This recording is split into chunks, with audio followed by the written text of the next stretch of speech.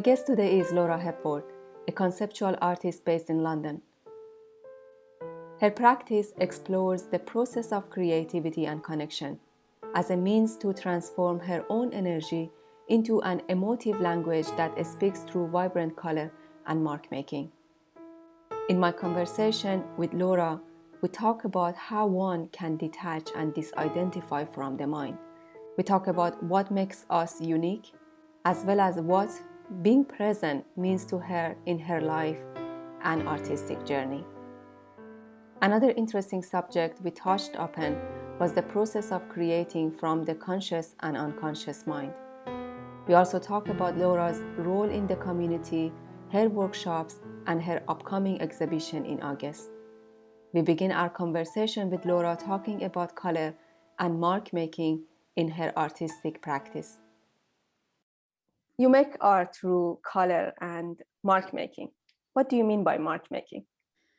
So mark making to me would be the way in which a series of artistic techniques are relayed onto the canvas, whether it's a simple brush stroke or the flipping of the paintbrush and using the tip end to etch into the wet paint in order to create a drawing or an expression or line. So yeah, that's mark making for me. That's very interesting. Kind of obvious. Many people that they don't create, probably they don't know what that means. Another interesting thing I found that you talk about color and the way we express our emotion. So how does art through color and our other senses help to express emotion? The translation of colour within my work always relates back to the energy that I am receiving and giving out to my surroundings. And the colours really depend on that energy in itself. See, the more the washed out the colour is, the calmer I might feel or my surroundings may appear. However, the bolder and more vibrant the colour becomes, it's where that safety net of my own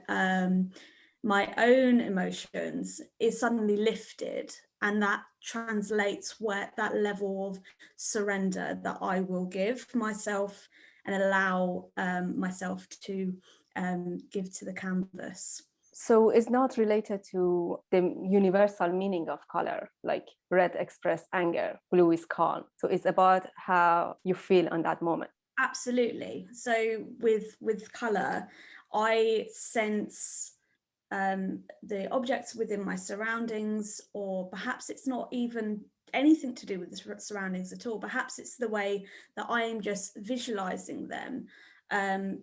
But I have a real sense of seeing past an object's original color and perceiving it as something completely different.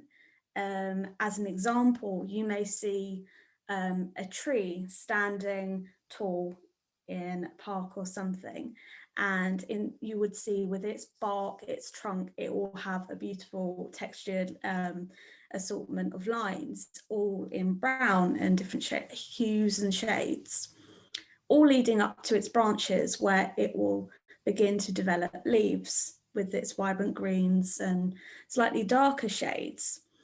However, to me, I might perceive that as being a pink form, because for me, pink within my work always represents the idealism of connection, the way things mold together and they develop into something else, which is where that whole aspect of the journey within my work and my practice really takes over.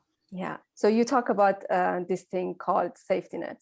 Do we expose our vulnerability through creativity by moving past the safety net? I think we do. I think there's those boundaries that we set for ourselves, and within our everyday life, they look like different things to everyone. That's what makes us all unique.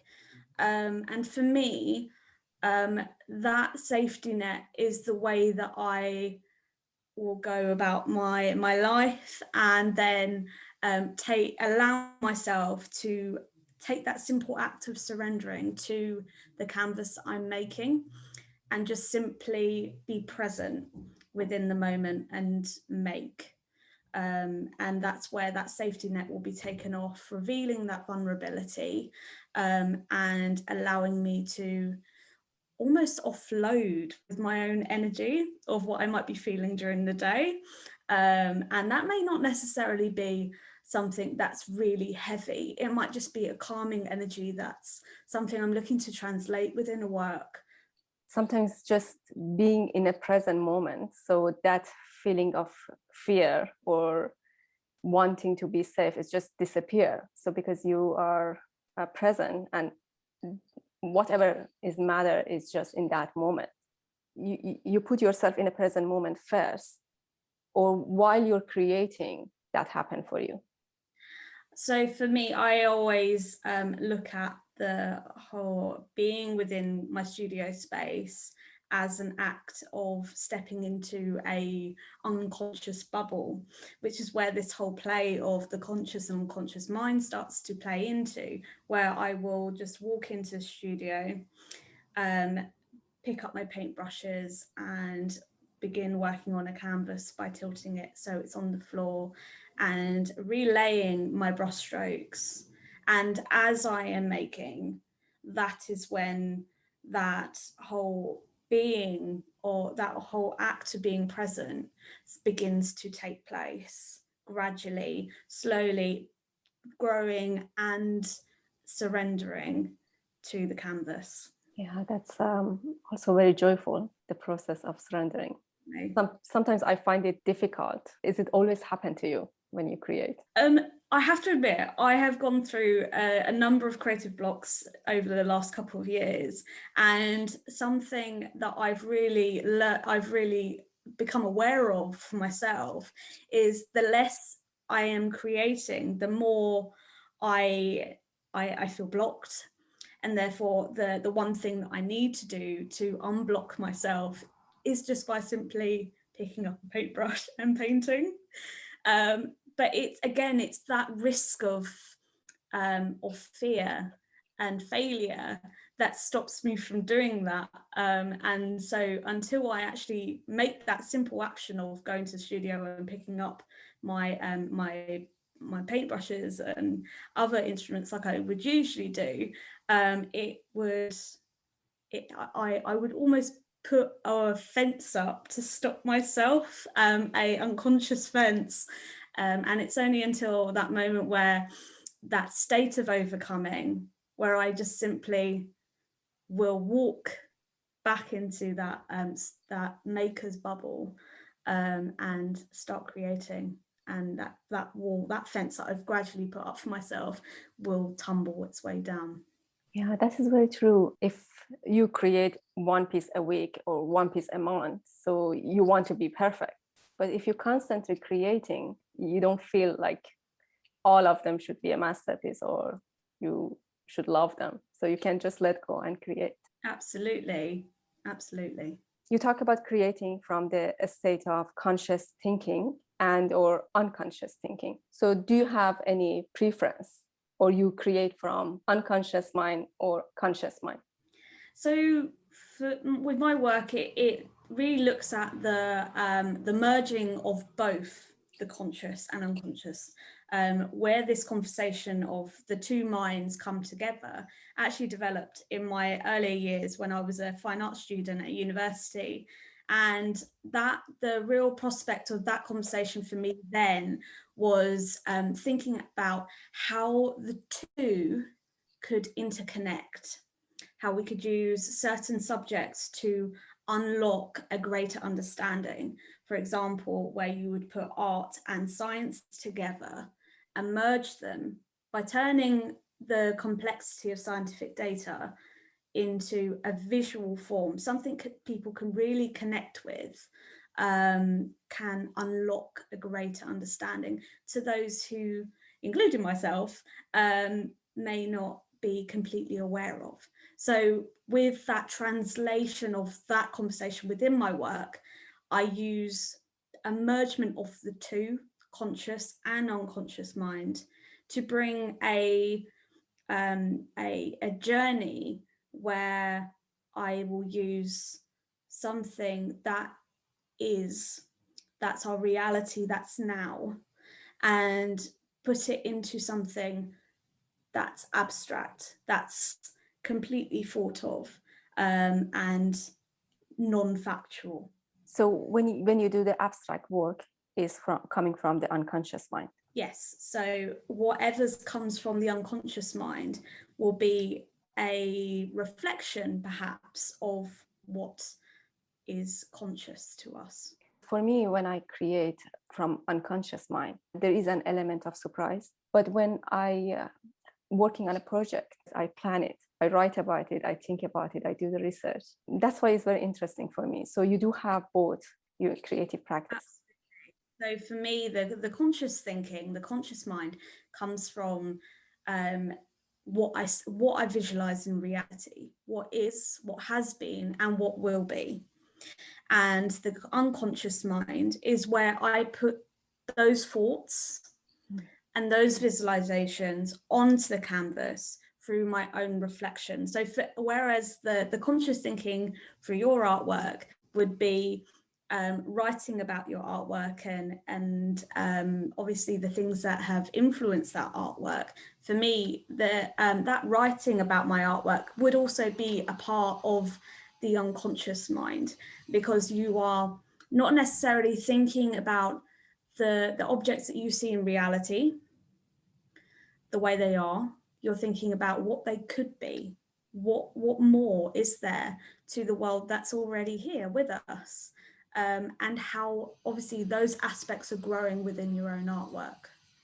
So somehow we access both.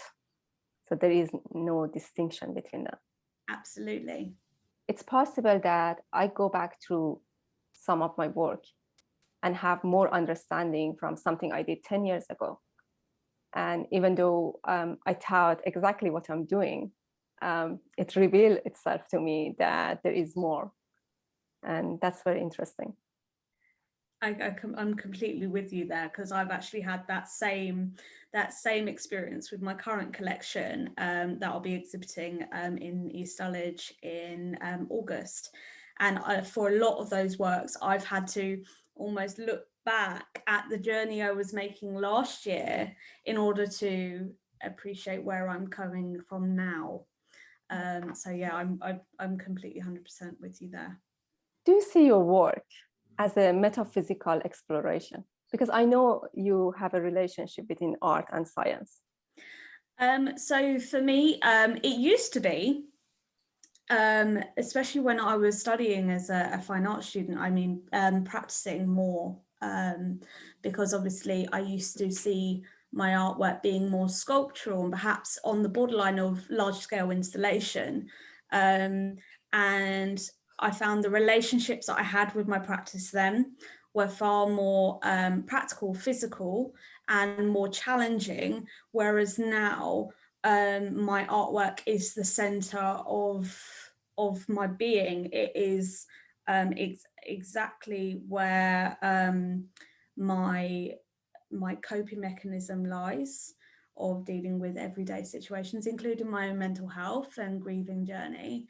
And obviously that connection still stays, but it almost plays a background because I don't necessarily explore my work to the point where it will reach the scale of installation again. Yeah, if that makes sense. I can see the difference in your work. I do like your installation, the web series, but when I look at your recent work, it's amazing. I do see the difference, and I really like the change in your work. So thank you so much. What a journey over the years. I saw in a lot of artists' artwork that, not maybe in yours, but you could see there is a lot of darkness in their work. But as they grow, their work become more lighthearted, more colorful, more joyful. And then I can see they healed through their creative practices, and it's amazing. You experienced loss and grief recently. How did you integrate and balance your mental health and its connection with your work? So for me, obviously, coping with that aspect of my own personal journey became center to my ability to create.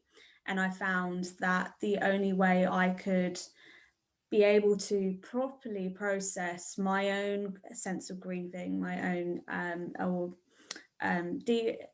managing of my mental health would be to keep creating, and almost as a way of distracting one's mind from my hands, because obviously I suffer with skin picking. I've suffered with that since I was early teenager, and obviously that whole act of making has, like I said, distracted the mind, allowed me to think of something else rather than to obviously take it out on my hands, my shoulders, and anywhere else would be a point of thinking about. Yeah. Creating it help a lot to take the mind off and even channel the emotion through making the art. I do like to, if you can talk about for our listener to understand how they can manage their loss and grief. Absolutely. So for me, I've always had a very strong support network, including my family and my partner that I also live with, and being in tune with them and their grief, as well as being in tune with my own grief with the artwork I was creating at the time. I found the more open I was, the more present I was with my my grief, I found that not easier, but it was, I could get through things, and be able to process that grief in a open and safe way. It's obviously hard to explain, but at the same time, it is just it's, you find yourself present with the way you are and having no expectation for how you're supposed to feel, how you're supposed to react to what's happened to you through your journey, and just trust in the process of what will be, because obviously with a significant loss as I have experienced over the last couple of years, since losing my mum, I have set no expectation for my own feeling through that journey that I've made from January last year, and that whole sense of no expectation has just allowed me to be myself in a way that it just allows me to express the way I feel on the canvas and be in my life as I am, in an honest and a graceful way.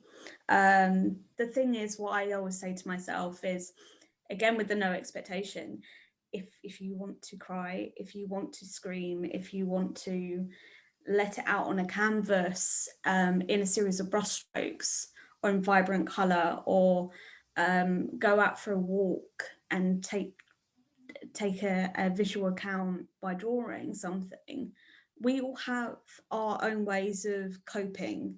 Yeah. And grief is very individual, it's unique to everyone, and I've learned that myself through my own journey, and there is no right or wrong, because how you feel and that loss that you felt, that I felt, will never ever it will never comprehend what your life once was before that loss and what it is now that loss has happened.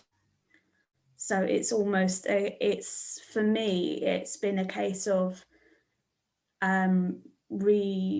regenerating my life after the loss of my mum, and a lot of that has come down to obviously the support that I've had from my family and friends, but also the engagement that I've had with my artwork, how active I've been as a creative, to be present with myself as an act of kindness and self-love for what I do and how I create. I hope that sounds okay. Thank you so much for sharing. I know it's not easy sometimes. Thank you. For me, it seems like you disidentify with your mind. Is that what gives you an ability to channel your emotion? Absolutely. So again, going back to the mergement of the conscious and unconscious mind, I obviously take a lot of inspiration for my work from my surroundings. So for me, that translation that my mind works before applying things to the canvas in vibrant colour and mark making, that's where it all takes place. But what is it really, this identifying with the mind? For me, it's always been the presence, the simple presence of just being able to trust that process of making and the journey that I will make with that canvas or whatever medium that I happen to be working with, and seeing it to its end, no matter what risk of failure that I might come by and what I will have to do to adapt to that change within the work. And although there isn't any faults as such when it comes to simply getting in the zone in the studio, it is very much about unconsciously thinking about how is that journey going to develop further, in order to allow this piece to not only breathe within its many layers, but reach to its point of resolution, if that makes sense. Yeah. My experience is I can practice to be in present moment. When you talk about it, it looks like very simple. Actually, it's not. No, and you know what? Even as you say that, I am constantly thinking of what to say, because it is a state of practice. It's not something that you simply turn off and on like a switch. It's something that you gradually nurture throughout your practice. And the more you practice that presence, the more in tune you are, not only with yourself, but obviously the artwork that you're creating. Maybe that's why when I look at your art, I just wanted to keep looking, because when something comes from that state of being present, it makes me feel and stay with this piece. I feel like that because you have that. So it's like it's contagious. Oh, thank you so much. And you know, actually, that's something that a lot of viewers do happen to experience with my work. And it's been a real joy to witness that myself through exhibitions and events I've hosted over the years. And where those layers fall into the artwork, that is where that whole state of presence and becoming in tune really comes from, because those layers, they're a resonation of ourselves. Like the onion theory, our layers are what define us. They the more layers we have, the more comfortable we are as we are, within ourselves. And you realize the more layers you take off of that onion, or the artwork itself, from the point of resolution to the beginning, the more layers you take off, the more vulnerable you feel. And the less layers you have, the closer you are to that safety net we were talking about earlier, of which almost protects our own vulnerability. And that's a vulnerability that we don't necessarily show to the outside world unless we are comfortable enough to reveal it, unless we feel safe enough within our environment to feel it and become in tune with it. So yeah, that's where that whole sense of presence and layering originates from. I love this subject. Thank you so much. No, you're very welcome. Yeah. So by getting free, we can transform our surrounding. Could you expand this a bit more? So transforming, setting ourselves free from transforming our surroundings, I relate back to that whole activeness we will take from just visualizing the world as it is, and being able to look beyond that, to be open to seeing beyond that, to what our world could be in the eyes of a creative, an artist, or a maker, or anyone really. It's a way of thinking at the so yeah, so that whole presence of transforming our surroundings will be just this. It could come in a number of ways, whether it's through the development of a piece of artwork, or through the methodology in screen printing, or not anything to do with art as such. It might be through the writing of a novel that a writer might be writing, or just a simple product for a business. So yeah, that's where that whole idea of transforming our surroundings comes from.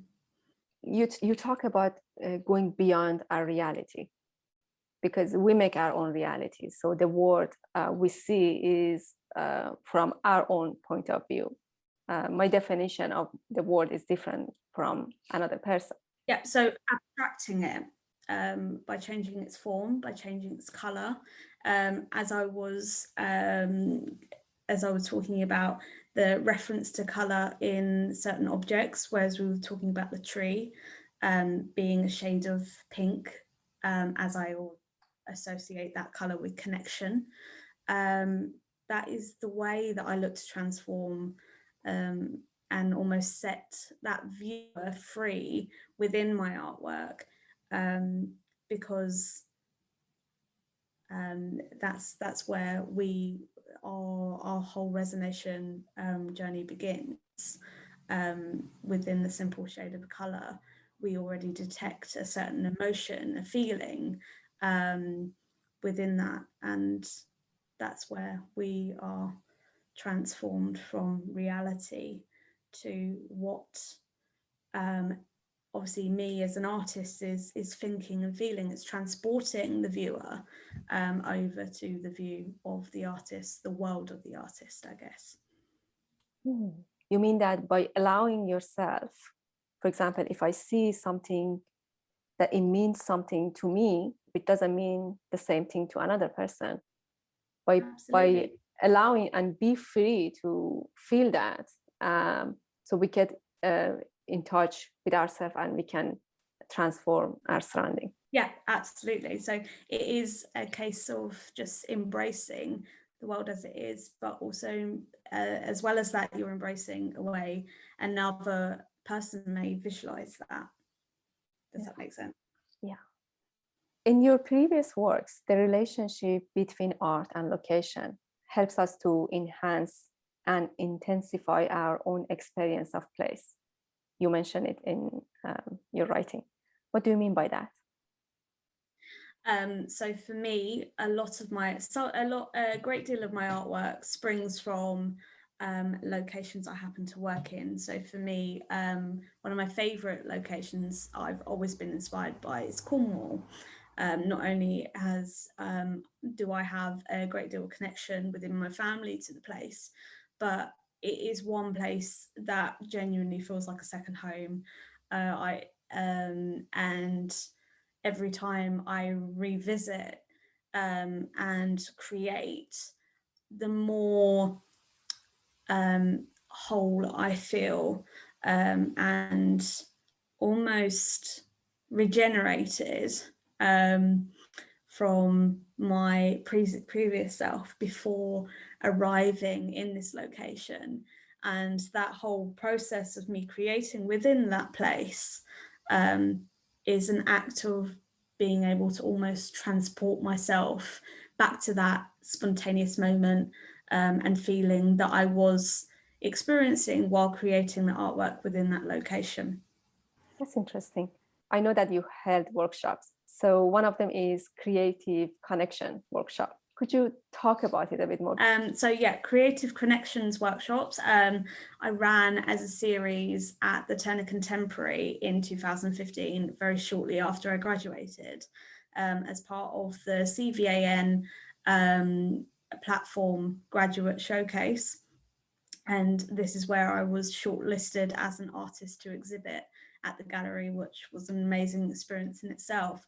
But hosting a series of workshops, so 2 workshops at the gallery, where I was able to showcase the process of the drawings that I had exhibited to a wide audience of people who were obviously visiting the gallery on weekends and weekdays with their children or their friends and family.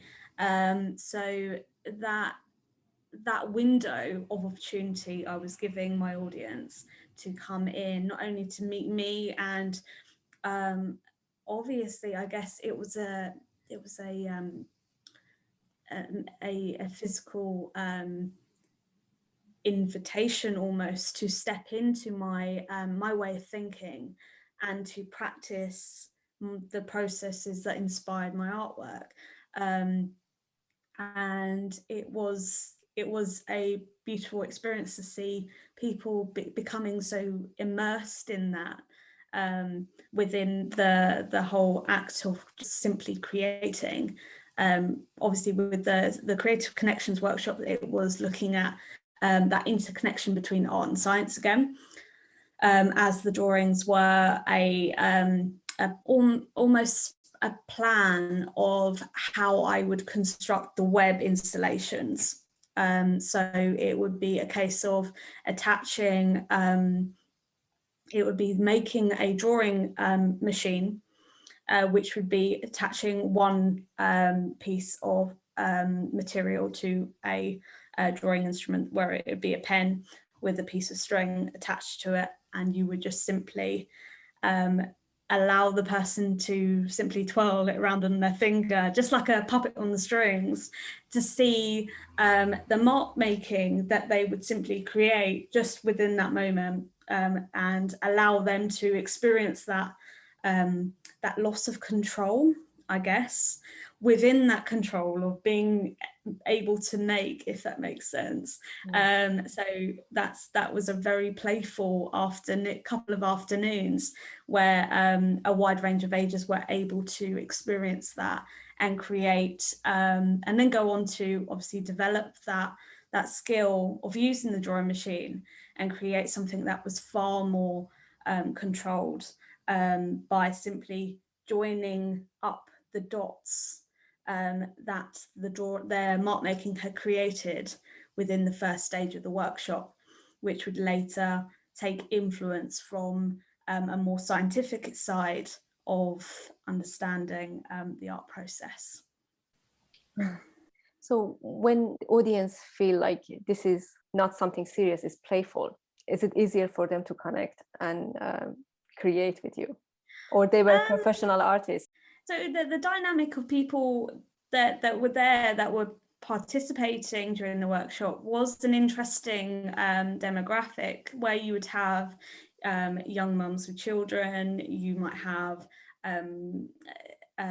much older ages, teenagers from adolescence, and artists themselves were actually coming to join as well. And it was just intriguing to see how whether they had a creative background at all or not, it was just nice to see them sit down and obviously become immersed in the whole act of opening themselves up to something that was creative and just getting lost in it, as well as enjoying themselves and being able to play. A great number of people participating found themselves a overwhelming sense of calmness within that act of letting go and surrendering to that whole process of making. You love to support local communities of makers, artists, small businesses. And one of the way you do that is through the Just a Card. And what is it? So Just a Card is an organisation, a charity that supports the supporting of small businesses and bringing them together in order to build a community rather than building competition between each other. And it is a thriving and ever-growing source of support throughout my own journey as well as others. And it's a very influential part of who I am. I am a Just a Card warrior, as they would put it on their Instagram page and their other points of socials. So yeah. You have an upcoming exhibition in August. I'm very excited. Yeah, it's very exciting. Could you talk about it a bit? Sure. So the Journey exhibition will be opening at the Juni Advent Gallery on North Cross Road in East Dulwich from the 5th of August to the 17th. And that exhibition will be exploring the collection I'm currently making, which is obviously the same title as the exhibition Journey. And that looks at the process of being able to look back at where I was this time last year, fresh within my new journey in my grief, and being able to manage that balance between my mental health and grief and where I am now. Not only when I say that, it not only means within my own personal journey, but it also relates to my own journey I've made with my artwork and how that's changed throughout the year. So that could mean a greater presence within stronger colours, more lines, as the signature lines are a big part of the artwork as it's developed throughout the year. And yeah, it's a celebration of colour, and the whole act of being able to embrace the joy and pain we experience every day in our lives, and obviously looking at the ways that binds us all together as a collective community. For whom are very interested to find a bit more about your journey and your exhibition, where they can find this information? You can follow my journey on Instagram at laura.e.hepworth, or you can view my Facebook page, which is at capital L, capital H, Conceptual, and the same on Twitter. Thank you so much. It was absolutely pleasure talking to you. Absolute pleasure. Thank you for inviting me on. Thank you. It was a real joy to speak with you. Same. Thank you.